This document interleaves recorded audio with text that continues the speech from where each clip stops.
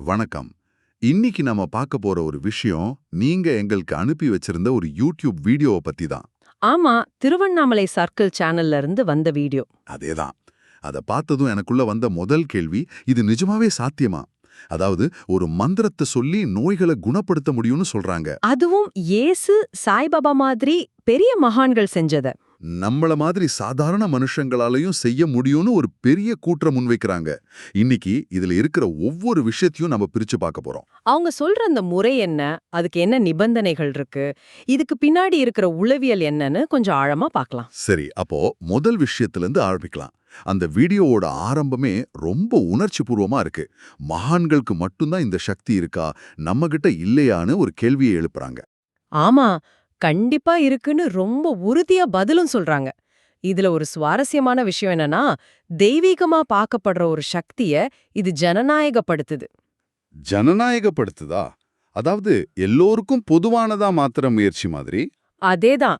ஒரு சிலருக்கு மட்டும் இருக்கிறதா நம்பப்படுற ஒரு ஆற்றல முறையான பயிற்சி செஞ்சா யார் வேணாலும் அடையலான்னு சொல்றது ஒரு பெரிய பாய்ச்சல் இல்லையா? நிச்சயமா. அதோட பேச்சாளர் ஒரு விஷயத்த அழுத்தமா சொல்றாரு. இத பொதுவா யாரும் வெளியில சொல்ல மாட்டாங்க. நானே இதுவரைக்கும் சொன்னதில்ல. இப்போ அப்பட்டமா சொல்றேன் அப்படின்னு. ஆ, கவனிச்சேன். அது கேட்கும்போதே ஏதோ ஒரு பெரிய ரகசியம் நமக்கு கிடைக்க போகுதுங்கிற ஒரு எதிர்பார்ப்பு வருது. கரெக்ட். அந்த தகவலுக்கு ஒரு பிரத்யேக முக்கியத்துவத்தை கொடுக்குது. அப்போ அந்த ரகசியத்தோட திருவுகோல் தான் அந்த சர்வரோக நிவாரணி மந்திரம். அந்த மந்திரத்தை அவங்க முழுமையா சொல்றாங்க. ம். ஓம் ஹரீம் அர்ஹம் ஸ்வோம் க்ரீம் ஸ்ரீம் ஸ்ரீம் ஸ்ரீம் பரீம் சர்வசம்போ பகவதே பட்டாரிகே மகாபராக்கிரமபலே மகாசக்தே ஷாம் ஷீம் ஷூம் மாம் ரக்ஷா ரக்ஷ் ஸ்வாஹா. இது கேட்கறதுக்கு வெறும் வார்த்தைகள் மாதிரி இல்ல, ஏதோ ஒரு ஒரு சூத்திரம் மாதிரி இருக்கு. அதுதான் விஷயமே. இந்த மந்திரத்தோட கட்டமைப்ப பாத்தீங்கன்னா, இதுல ஹரீம் க்ரீம் ஸ்ரீம் மாதிரி பீஜாட்சர மந்திரங்கள் இருக்கு. பீஜாட்சர மந்திரங்களா? அப்படின்னா? சுருக்கமா சொன்னா, தாந்திரிக மரபுப்படி இவை பிரபஞ்ச சக்திகளோட சுருக்கப்பட்ட ஒலி வடிவங்கள். ஒரு பெரிய ஃபைல நம்ம கம்ப்யூட்டர்ல ஜிப் செய்யற மாதிரி. ஓ, அப்படியா? ஆமா, சரியான உச்சரிப்போட மன ஒருமையோட திரும்ப திரும்ப சொல்லும்போது அந்த ஜிப் ஃபைல் மெதுவா விரிஞ்சு அதோட முழு ஆற்றலையும் வெளிப்படுத்தும்னு ஒரு தத்துவம். அதனாலதான் இது ஒரு சாதாரண பிரார்த்தனை இல்ல, ஒரு கருவின்னு அவங்க சொல்றாங்க. ஒரு நிமிஷம். அப்போ இந்த மந்திரத்தை தெரிஞ்சுக்கிட்டா மட்டும் போதுமா? இல்ல அதுக்கு வேற ஏதாவது? இல்ல. அது மட்டும் பத்தாது. அங்கதான் சித்தி அப்படின்னு ஒரு வார்த்தையை பயன்படுத்துறாங்க. ஆமா, சித்தி. அந்த வார்த்தைக்கு இங்க என்ன அர்த்தம்? நாம பொதுவா கேக்குற அஷ்டம சித்திகள் மாதிரியா? நல்ல கேள்வி. இங்க சித்திங்கிறத அந்த அளவுக்கு பரந்த அர்த்தத்துல வரல. இந்த குறிப்பிட்ட மந்திரத்தின் மேல ஒரு முழுமையான ஆளுமை பெறுவதை குறிக்குது. அதோட ஆற்றல எப்ப வேணும்னாலும் எப்படி வேணும்னாலும் பயன்படுத்துற திறன். Okay, okay. இப்ப புரியுது. ஆமா, இந்த சித்திய அடையறதுக்கான வழிமுறை தான் எனக்கு கொஞ்சம் அதிர்ச்சியாக்குச்சு. அந்த எண்கள் தானே? ஆமா. 51 நாட்களுக்குள்ள இந்த மந்திரத்தை 1,50,000 முறை உச்சரிக்கணுமா? 1,50,000. ஆமா, அது ஒரு பெரிய எண் தான். அது கொஞ்சம் பிரிச்சு பாப்போமா? சொல்லுங்க.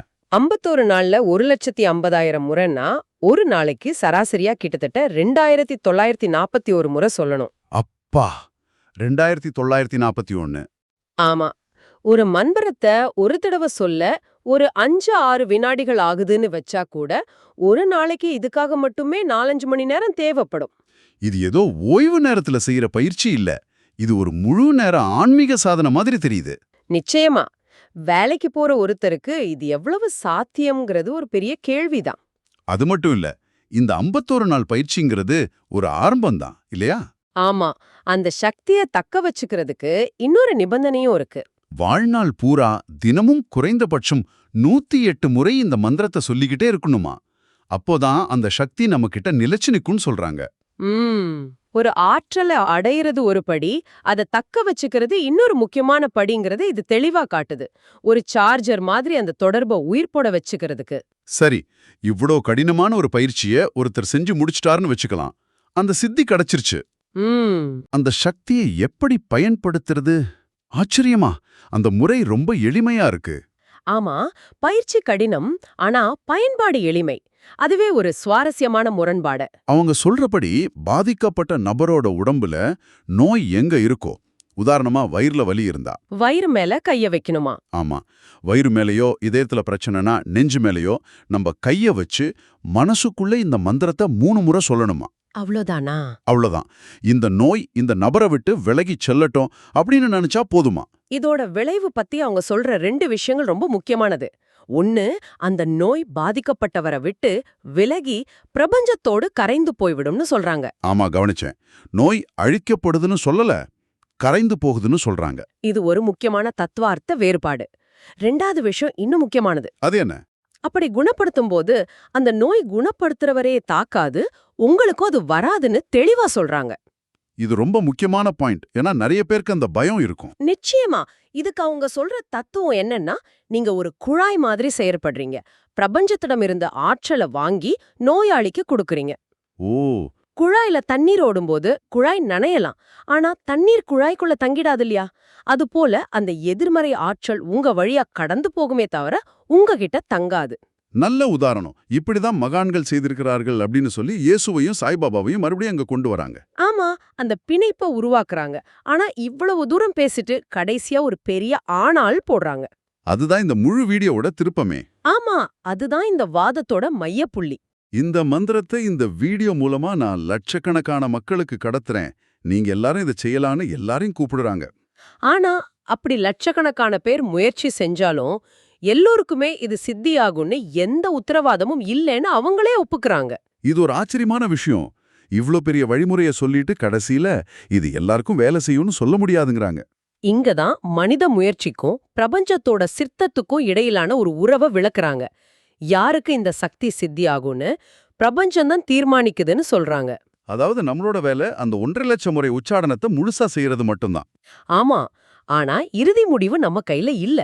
பிரபஞ்சம் ஒருத்தரையோ 10 பேரையோ தேர்ந்தெடுக்கலாங்கிறாங்க.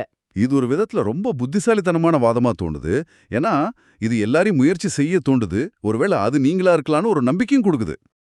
அதே சமயம் ஒருவேளை இது பலிக்காம போனா அது அந்த முறையோட தோல்வி இல்ல, பிரபஞ்சம் இன்னும் உங்களை தேர்ந்தெடுக்கலன்னு ஒரு விளக்கத்தையும் இதுவே கொடுத்துடுது. தனிப்பட்ட தோல்விங்கிற பழியிலிருந்து ஒருத்தரை காப்பாத்துது. கரெக்ட். இது ஒரு வகையான ஃபெயில் சேஃப் அமைப்பு. இன்னொரு கோணத்துல பார்த்தா இது ஒரு பொறுப்பு துறப்பு, ஒரு டிஸ்க்ளைமர்னு சொல்லலாம். நாங்க வழிய சொல்றோம், ஆனா வெற்றிக்கு நாங்க உத்தரவாதம் இல்லைன்னு சொல்றதுக்கு இது ஒரு ஆன்மீக மொழி. இதுக்கு பின்னாடி வேற ஏதாவது உளவியல் இருக்கா? இருக்கு. இது முயற்சி நியாயப்படுத்தல் அப்படிங்கிற ஒரு கருத்தோட ஒத்துப்போகுது. முயற்சி நியாயப்படுத்தலாம், அது என்ன? ஒருத்தர் 1,50,000 முழ ஒரு மந்திரத்தை சொல்றாருன்னு வச்சுக்கோங்க.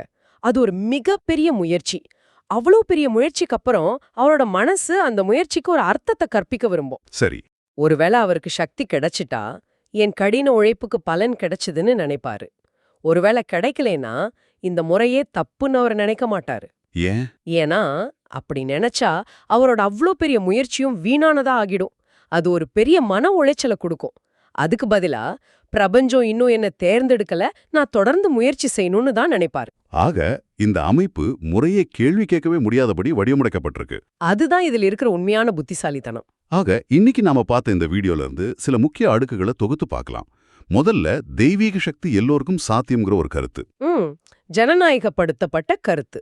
ரெண்டாவதா அதுக்கான ஒரு கருவியா சர்வரோக நிவாரணி மந்திரங்கிற ஒரு ஜிப் ஃபைல். ஆமா. மூணாவதா அதை அடையறதுக்கு ஒரு இமயமலை அளவுக்கு அர்ப்பணிப்பு தேவைப்படுற ஒரு பயிற்சி முறை. நாலாவதா சித்தி கிடைச்ச பிறகு பயன்படுத்துறதுக்கு ஒரு எளிமையான குணப்படுத்தும் முறை. கடைசியா மிக முக்கியமான திருப்பமா, வெற்றி எல்லாருக்கும் நிச்சயம் இல்ல, இறுதி முடிவு பிரபஞ்சத்தோட கையில இருக்குங்கிற ஒரு ஃபெயில் சேஃப் நிபந்தனை. சரியா சொன்னீங்க. இந்த வீடியோ எனவே இந்த சர்வரோக நிவாரண மந்திரத்தை நீங்கள் சித்தி பெற்று உங்கள் உற்றார் உறவினருடைய நோயை குணப்படுத்தி பாருங்கள் அப்படிங்கிற ஒரு நேரடியான அறைகூவலோட முடியுது. ஆமா, இது வெறும் தகவல் இல்ல, ஒரு செயல்பாட்டுக்கான அழைப்பு. இந்த தகவல்களோட அடிப்படையில நீங்க சிந்திக்கிறதுக்கு ஒரு இறுதி கேள்வி. ஒரு சக்தியை அடைய இவ்வளவு தீவிரமான கணக்கிடப்பட்ட மனித முயற்சி தேவைப்படும்போது அதோட இறுதி வெற்றி பிரபஞ்சம் மாதிரி ஒரு வெளிப்புற சக்தியால தீர்மானிக்கப்படுதுன்னா, அது போன்ற ஆன்மீக பயிற்சிகள்ல மனித முயற்சிக்கும் பிரபஞ்ச அருளுக்கும் உள்ள தொடர்பு என்ன? உன்னோட எல்லை எங்க முடியுது, இன்னொன்னோட எல்லை எங்க தொடங்குது? இது நாம ஆழமா சிந்திக்க வேண்டிய ஒரு கேள்வி.